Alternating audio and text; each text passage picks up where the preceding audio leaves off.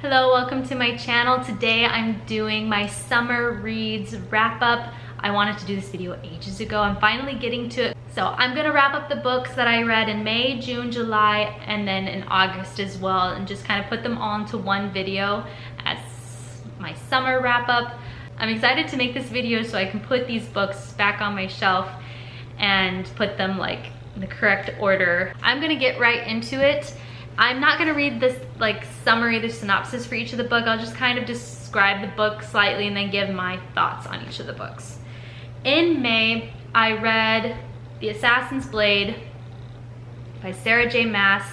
This is the first book in the Throne of Glass series, but I have some regrets with this book. I regret reading this one first. I learned recently that you should read this like third or fourth in the series, that it's not necessary to read this one first. And I'm saying that because this wasn't a very easy book to read. This is a combination of 5 different stories, like 5 novellas put into one book, which I didn't know going into this. So the book just felt very choppy. Like we would start a storyline, get to know characters, and then that story would end. And then you would start another story, and they're all like connected, but those characters were just gone from the book. And I know that they're gonna reappear in other books, but it just felt too, like the book wasn't flowing for me. And I would like read this, and after I would finish a chapter, I'd be like, okay, I'm done, I read a chapter, which is not how I wanna feel reading a book. So I did end up listening to about 2/3 of this book. I will say I do not like the narrator for this series, or at least, I don't know if she reads all the books, but for this book, I did not like her.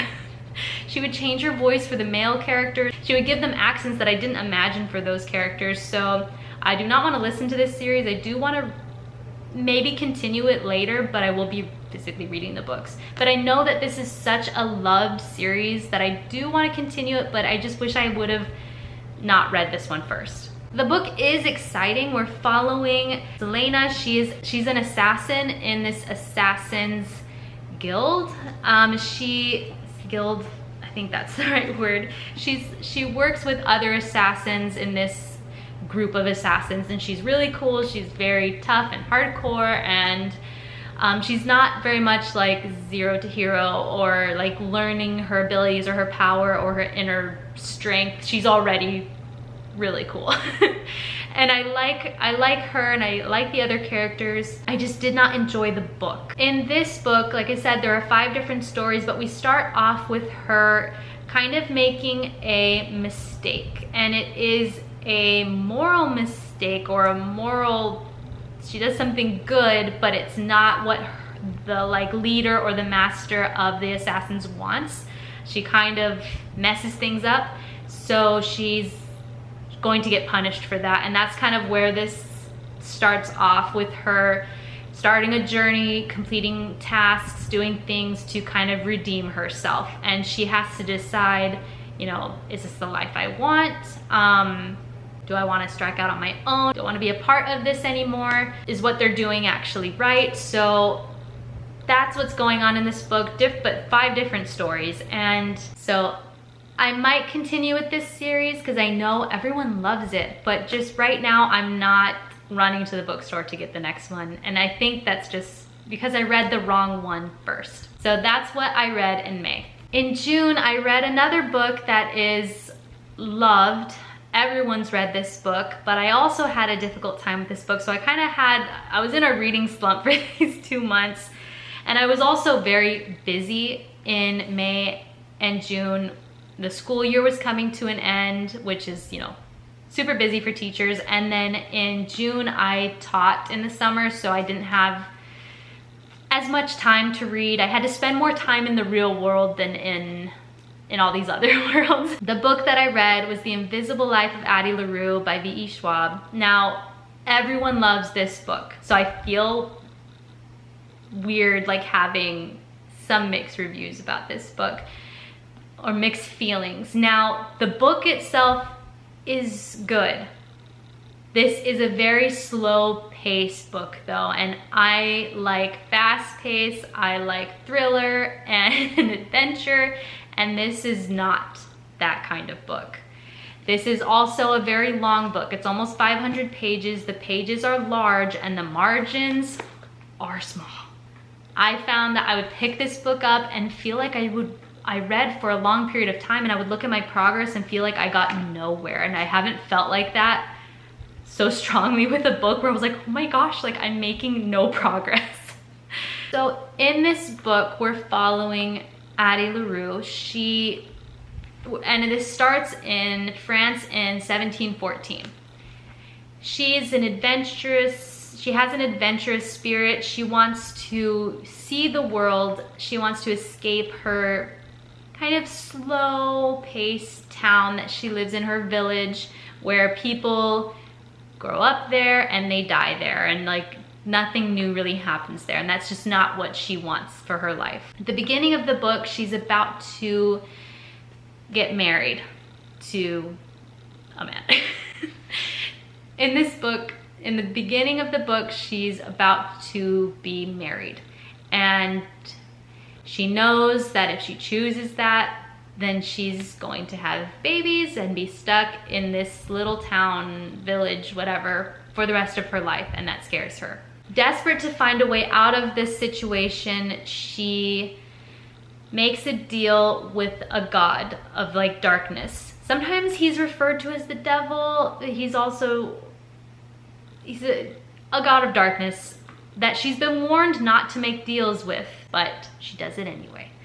And she's desperate to get out of the situation enough that she's willing to risk it. And basically the deal is that she will be able to escape this situation. She will be able to live forever until she asks this god to kind of end her situation, and then he can have her life, basically. So once she's ready to die, to not be immortal, then he'll give it to her. So she makes that deal. Seems great. She'll live forever, she'll stay young. Awesome. There was a catch that she wasn't told, and the catch is that no one is going to remember her. She'll live forever, but once a door is closed, once someone turns their back to her, they will not remember her. We're following her for hundreds of years with no one remembering her, and her kind of figuring out how to live in a world where, you know, she can't get a job, but she can steal. She also can't hold on to anything because she can't like affect things in history. She can't affect things in time because she never really existed. It's an interesting concept. My issue with this book is that it is just very slow, and she's lived through so many major events in history and we don't read about them. Her experiences in the past are boring, I think anyway. So it jumps between 1714, where her story starts, to 2014. She's living her life. No one remembers her. She's figured it out. Obviously, it's been hundreds of years, but then someone remembers her. And she doesn't know why. She's wondering if this is a trick. Has the god of darkness made a mistake? Like, what is going on that someone remembers her? That's all I'm gonna say about the book because I don't want to spoil anything. It's slow, but it is a good book. Now, I will say I enjoyed listening to this way more than I enjoyed like physically reading it. And I enjoyed that the narrator that I listened to for this book, it was like a computer. I don't know how to say it. It was like not a real person talking. I prefer that to a real person, like changing accents and stuff. So it's very like, I don't know, it's so much easier for me to focus when it's a computer voice.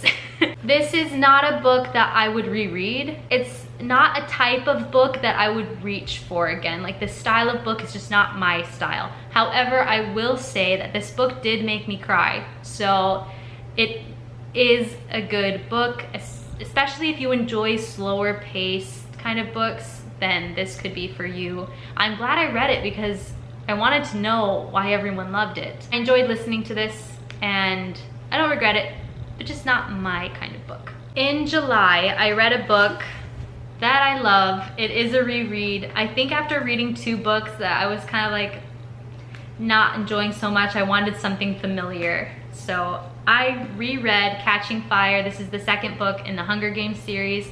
I love this book, and I know it's kind of shiny, so I will try not to blind you with the glare. I wanted to reread the first, which I did earlier in the year, and then watch the movie, and then reread the second and watch the movie, and it was such a good time. I love this series so much. It's very possible that I will reread this again. That's just how much I love these books. This is the book that I read on our cruise to Iceland when we had like sea days, or if I was like drinking coffee at Starbucks, I read this book, and I just love this book. It's such a good series. I'm not gonna really talk about the book. Everyone knows what the Hunger Games is about. The second book, I might even like more than the first. I just love the second book so much. But even if you've watched the movies, I still suggest reading the books because they're just so good. So this was the book that I read in July. Moving on to August, I read 8 books in August and 1 short story. I had a really good time in August with the books that I chose. The first being The Ballad of the Songbird and the Snake. When this first came out, I was not going to read it. I saw this in stores and I was like, oh my gosh, are they gonna continue Peeta and Katniss's story? That was really excited. And then I learned that this is different characters. It's like about different people, and I was like, I'm not gonna read that. It felt like betraying Katniss Everdeen and Peeta Mellark to read another book that is, you know, about the Hunger Games. But when I saw that they were making a movie about it, which should not have surprised me, I knew I had to read the book first, even if I didn't like it. But I had to read it because I read the Hunger Games before watching the movies, and it just felt like that's something I had to do. So I picked up the book. I did listen to this book because since I had such mixed feelings about it, I was like, if I don't like it, then I'm not gonna buy the book. I'll listen to it. And I'm glad I did. I really enjoyed listening to it. This book was really good. It surprised me because I'm so loyal to the original series. Now, is this as good as the first 3 books? No. Because we're following a villain. We are following President Snow when he's 20, I think. He's very young, and Pan Am and the Hunger Games is so different in this time period, which I found very fascinating because it's run differently.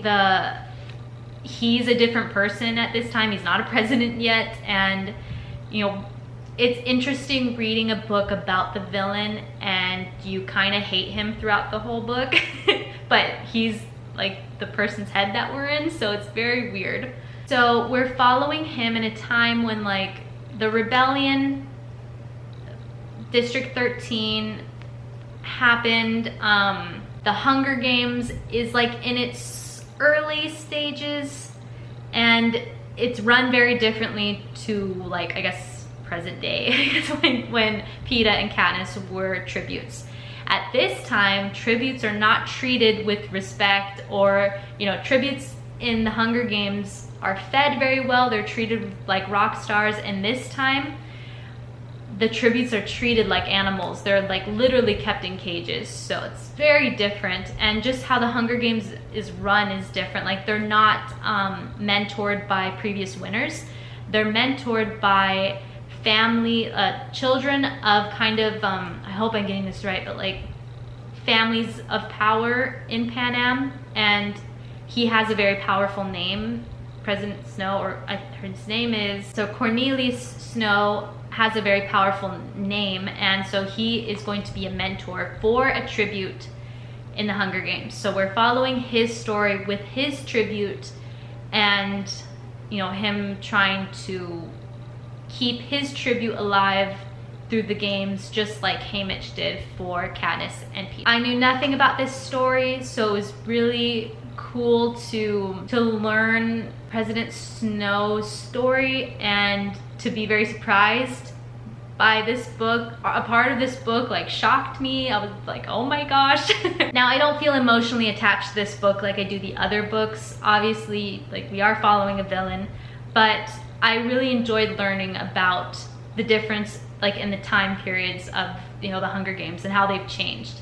And I would be super excited if she did another book of like Haymitch's Hunger Games. Like, can you imagine? That would be so cool. Or Finnick. Like, if there were books dedicated, or a series like dedicated to those characters, that would be really, really really cool. I would love that. But I'm super glad that I read this. Ties into the other books. Like there are certain things and you're like, oh, okay. Like that kind of makes certain things make sense in the Hunger Games, but I'm not gonna go into too much detail about this. I'm really excited to see the movie. And I mean, the books, the Hunger Game books and the movies, they're so extremely similar, which makes me very happy that I would guess that the movie will be very similar to this book, because they do the books justice. I think the movies really do the books justice, which makes me happy because this series is very dear to my heart. But yeah, that's the first book that I read in August. It was a winner. The second book that I read, which I'm so excited to talk about, is The House Across the Lake by Riley Sager. My one regret with this book is not getting it in hardback. Like, I'm starting my Riley Sager collection, if you will, and now I'm buying them all in hardcover, but this one and another one that I read, they're in paperback and they don't match. So I feel that eventually I will probably buy this in hardcover because this book is so good. So good. And I feel like after reading this one that Riley Sager can do no wrong in my eyes. This book was difficult to pick up at first, not because the story wasn't interesting, but because it was pretty sad. We're following Cassie, whose husband recently died, and she's depressed and she's drinking a lot and she misses him, and it was really sad, like hearing her miss him that much, that it like depressed me. But this story's so good. We're following Cassie, who is going to her family house on the lake that she's gone to with her husband, who's now deceased, but she's going to kind of escape New York. She's recently gotten a lot of scrutiny over some of her acting work that she recently did. She's in the tabloids. She just needs to escape, basically, and she wants to go there and just drink a lot, to just forget. And there is a couple that moved in across the lake from her. She starts to watch them with binoculars because she's curious. You know, she has nothing else to do. She's very bored and sad, and she kind of makes it a habit to watch what they're doing. And some things going on over there are just weird, and she starts to become concerned. What's going on across the lake? And that's all I want to say about it. I do not want to spoil this at all. It's so good. Would not change a thing about this book. Now, the plot twists in this book are so good. And I understand now what people were saying about a certain plot twist that like shocked everyone. And when you're reading it and that plot twist happens, you're like, what in the world am I reading? Like, you feel like, I don't know, like the genre of the book changed or something. It got very creepy. And it was so good that you think you know what's going on. You don't. But I cannot recommend this book enough. So good. I also love the colors of the cover. Like, it's such a pretty book. But yeah, I read this in August. I read this so fast. After reading The House Across the Lake, I still felt like I was in like a kind of spooky mood and wanted to read something that I read in a literature class in college that stuck with me. It's something that I could not forget, and I wanted to own it myself. And that is the short story of The Yellow Wallpaper. This, even though like our professor like made us read this forever ago, it's something I still think about. And I was like, that's how powerful, you know, this story is, that like I often think about this short story, and it's creepy. And I mean, this is only, how many pages is this? It's only 15 pages. It's a short story, but it's about a woman who has postpartum depression, and at this time, you know, it's not something that people really consider a thing or want to worry about. Her husband thinks that he's doing what's best for her, but it's all the wrong things. So this book is like bringing awareness to, you know, postpartum depression, you know, what women go through, with what some women go through after giving birth. And at this time, those weren't discussions that people were having. So she is, you know, she's not really allowed to see the baby, and she doesn't quite know what's wrong with herself. She doesn't really know kind of how to get herself out of this hole, but she's trusting that her husband knows what's best for her. But she basically lives in this room that has yellow wallpaper, and she basically goes mad and gets kind of creepy. It's just a really good short story, and I mean, I wish that this were like bigger and could like hold a larger space in my book collection, but it is a short story, so it's really small. I really enjoyed reading this very, very short story. So the next book I got, everyone's already read. It was hyped up for good reason, and that is The Only One Left by Riley Sager. This book is so good. I'll probably say that about every Riley Sager book, but this, Riley Sager books just like suck you in, and they're so gripping and so fast paced, and they're just so good. This was one of those books. It was just super, super good. It's a gothic thriller, haunted house kind of book. In this book, we're following Kit, who is a caregiver. She doesn't have the best reputation right now because she was accused of killing her mother, but there wasn't enough evidence to lock her up, so she still has a job. But she's going to get a job that she doesn't really want, but it's kind of like all that they're gonna give her, because right now she should just be happy she has a job, basically. So they give her a job that no one else wants. So she is going to be a caregiver for Lenora Hope, who everyone knows about. Lenora Hope, it's like a story that the kids would sing a song about the Lenora Hope tragedy. Lenora Hope was accused of killing her mother, her father, and her sister all in one night. But she's very old now and had multiple strokes, I think. And so she needs a caregiver. And Kit is going to go live in this mansion that is on the top of like a cliff, looking down the water in Maine. And she's going to care for this possible murderer. She doesn't want the job, but she's going to be professional and care for her like she would for anyone else. She starts working there and things are kind of strange, but Lenora Hope decides that she wants to kind of write her confession to Kit and kind of open up to her, and you know, is she going to admit to killing her parents? What is her side of the story? And her sister.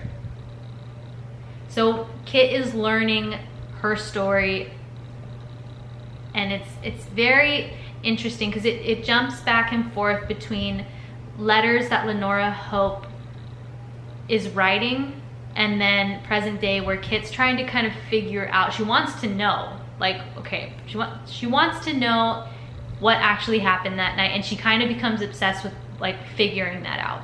There are a million plot twists in this book.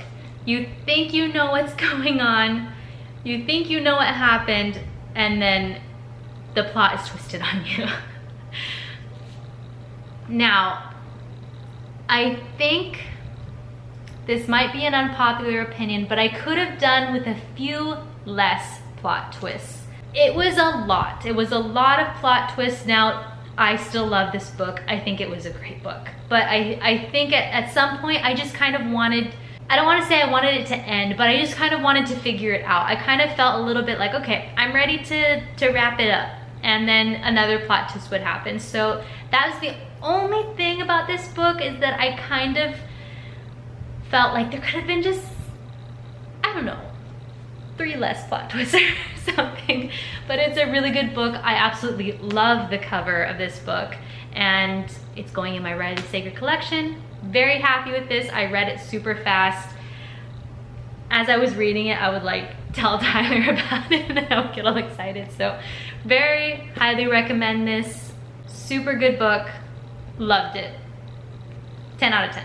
The next 2 books that I read in August were The Cruel Prince and The Wicked King. Yes, I was making sure these were in order. This is the Cruel Prince trilogy by Holly Black. This is a really good series. I loved it. In this series, we're following Jude, who is taken from the human world to the fairy world by her stepfather, who killed her parents, and she's forced to live in the fairy world because her eldest sister is actually a fae. She's actually fae and belongs in the fairy world, which she didn't know, and her stepfather is her oldest sister's actual father. So like she has to go live over there. What I really like about this series is that the fairy world is very dangerous for humans, and it's very fairy-esque. Like it's not all just beautiful and everyone is just like a more beautiful version of a human. Like there are people that have blue skin or people that have scales. There are mermaids. People have like thorns or horns. It's very, you just get this very big fairy kind of feeling with this series. That's the only way I can explain it. How you would more imagine fairies, like wings and stuff like that.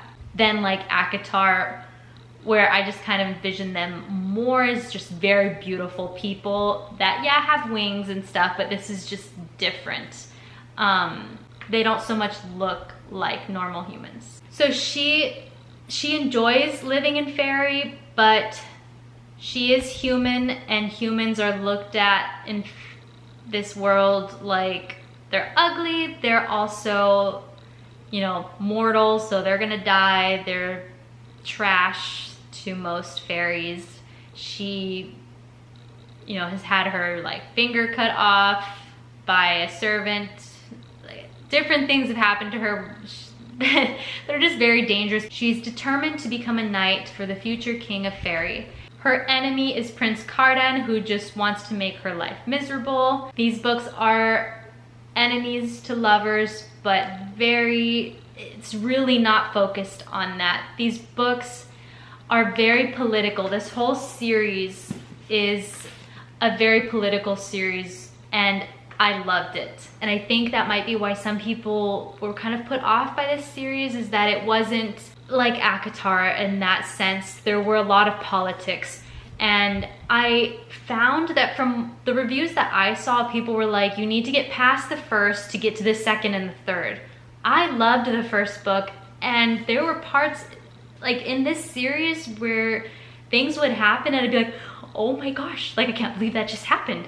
And like it was very exciting, and there were plot twists, and it kept me super entertained. And I actually thought this was a different series when I started reading it, and then got totally hooked. Like by the first chapter I was hooked.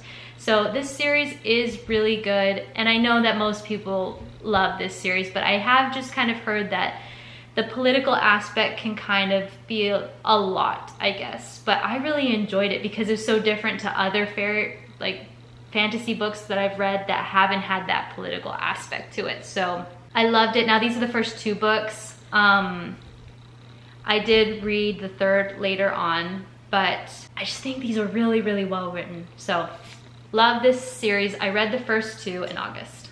I have 3 books left. The next one I read was Rock, Paper, Scissors by Alice Feeney, I think. This book is about a married couple that needs to reconnect. They're having some issues. So the wife wins a few nights away at this church that's been converted to like a cabin, a Airbnb. So they hope that this weekend away is going to save their marriage, basically. And things happen. Now, I know everyone loved this book. The cover got me. The book was interesting, and it sounded like something I would really like, but I'm sorry, but this is not a Riley Sager book. It was not as exciting. The plot twist was good, but not as like, what? As a Riley Sager book. And I think that's just where this falls short for me, is that I expected it to be a Riley Sager book, and it's not. But we're following their marriage through letters that Amelia has written to her husband every year. So, and her husband has face blindness, so he doesn't recognize faces. They could go out to eat, and if she's sitting at a table, he wouldn't be able to recognize her, but he like knows her haircut and, you know, can recognize some things about her but not her face. So that's kind of an issue, a little bit of an issue in their marriage. But she writes him letters every year for their anniversary, and you just see the differences in the letters from the start of their marriage, and then later on, you know, their marriage starts to kind of, it hits a rough patch, I guess. And eventually, you know, in this book, basically she lets him read the letters. In the summary it says, you know, this weekend will it be able to save their marriage? Maybe, but they did not randomly win this trip. So it was a good book. It wasn't bad. It just was not as exciting as I wanted it to be. I don't know, it's just kind of a whatever book for me. But I know that everyone loved it, and I don't regret reading it, but I just thought it could have been better. The last two books that I read in August were Unravel Me and Unite Me. The second and a half, like 2.5 book in the Shatter Me series. I read Shatter Me a few months ago and thought it was okay. Interesting story, but didn't think it was like the best book ever. I decided to just continue with the series to see if it would hook me. I enjoyed it. These are fun books. Do I think these are super well written? No. I don't think the story is amazing, honestly, but they're fun. Some books have an amazing story and they like affect you so much. This is not those kinds of books. These are just, I consider these like junk food kind of books. Like, they're fun reads. I don't feel that these are life-changing, but like I said, they're just fun and they're so easy to read. And I mean, it did grip me. Like, the series did get better because I did read a few more books in the series. But you know, we're following Juliet, who in the first book has a lethal touch, basically. It's a dystopian future. Basically, if she touches someone, she sucks the life out of them. Think of, oh my goodness, what is that? In X-Men, there's a mutant that has that ability. She like can't touch anyone, she has to wear gloves. That's who Juliet is. I don't remember her name. But that's the same kind of power. And the reestablishment wants to turn her into a weapon, and she doesn't want that. There are other people in these books that have other powers, which was cool to read about. There is a love connection. Again, it's enemies to lovers. I do like that aspect in these books.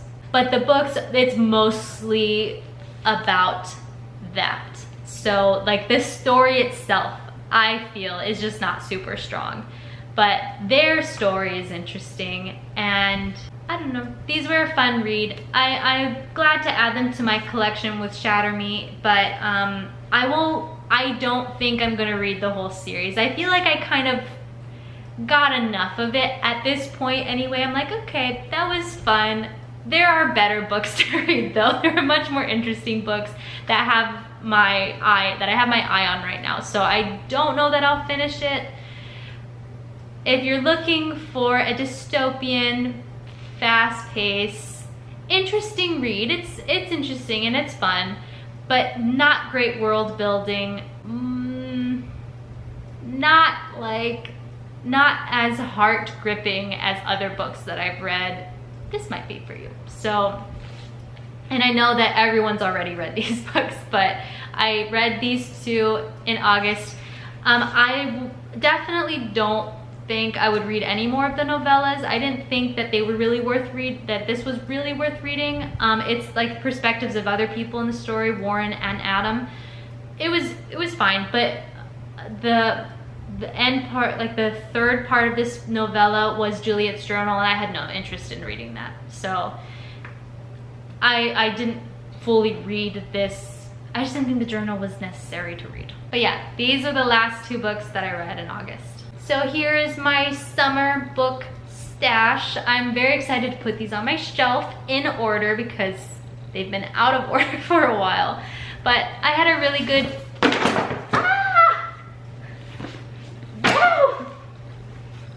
I guess that is to be expected when I have them piled so high. I had a really good time reading all those books.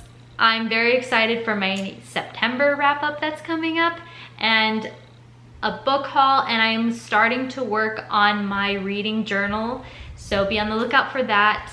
I hope you I hope you enjoyed this summer reads wrap-up. Thank you so much for watching, and I'll see you in the next one. Bye.